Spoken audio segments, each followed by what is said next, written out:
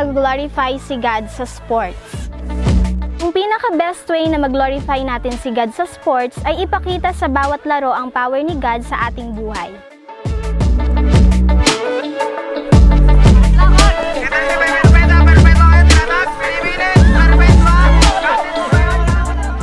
Pwede tayo maging halimbawa kung paano ma-overcome ang mga challenges, mga di inaasahan na pangyayari, struggle, pagkatalo, at paano maging matagumpay with humility. Sa D-Chef, kaya Home of the Magnanimous kami dahil dito tinuturo namin kung paano magkaroon ng generous and kind-hearted spirit ang bawat estudyante and teachers.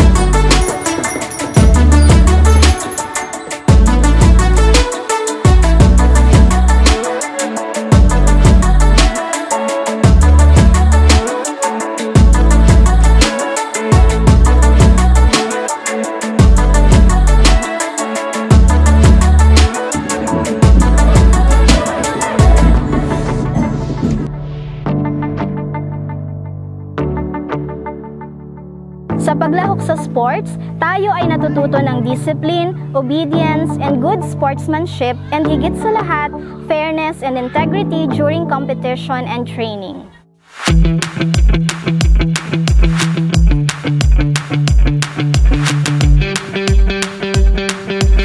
Today, we're having our intramurals for the year 2024.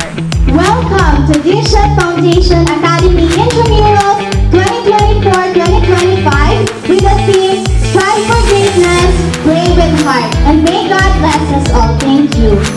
Kung may pinapagawa sa inyo ang mga magulang nyo, do it with heart. Pag sinabi ng do it with heart, anong ibig sabihin nun? Gawin natin ang lagi may pagmamahal.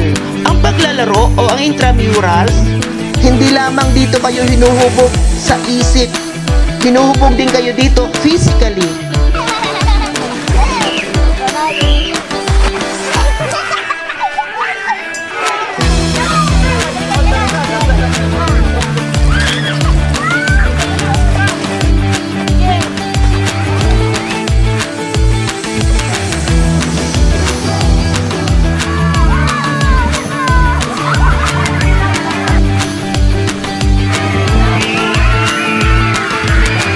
Walang isang taong nananalo kung wala ang suporta ng iba.